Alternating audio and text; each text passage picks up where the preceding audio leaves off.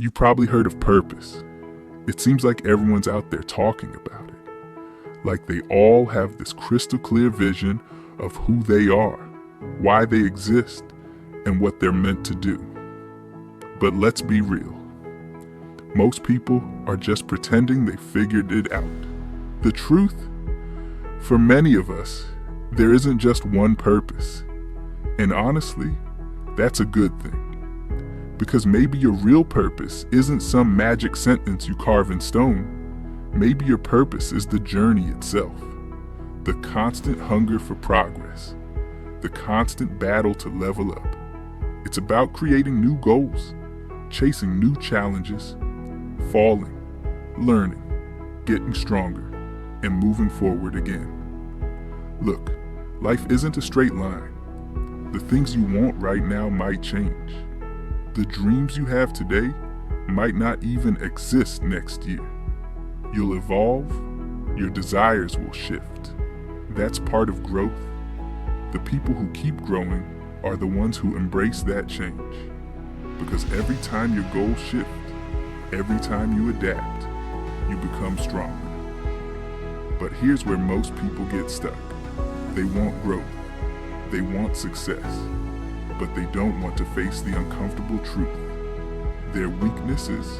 See, we're good at recognizing what we're already good at. It feels nice. But the stuff that's really holding you back, most people avoid it because it hurts to face. It feels like exposing your flaws, and your ego will scream to protect you from it. But let me tell you something powerful.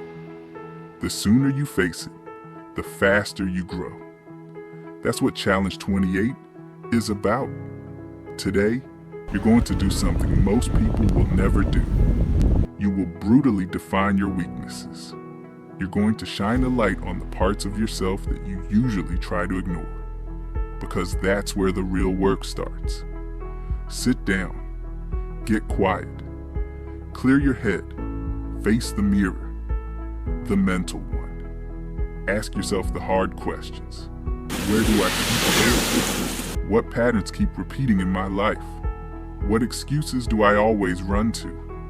What behaviors make me feel disgusted with myself afterward?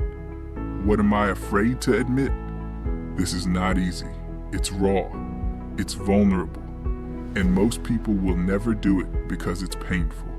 But that's exactly why it's so powerful. You cannot fix what you refuse to face.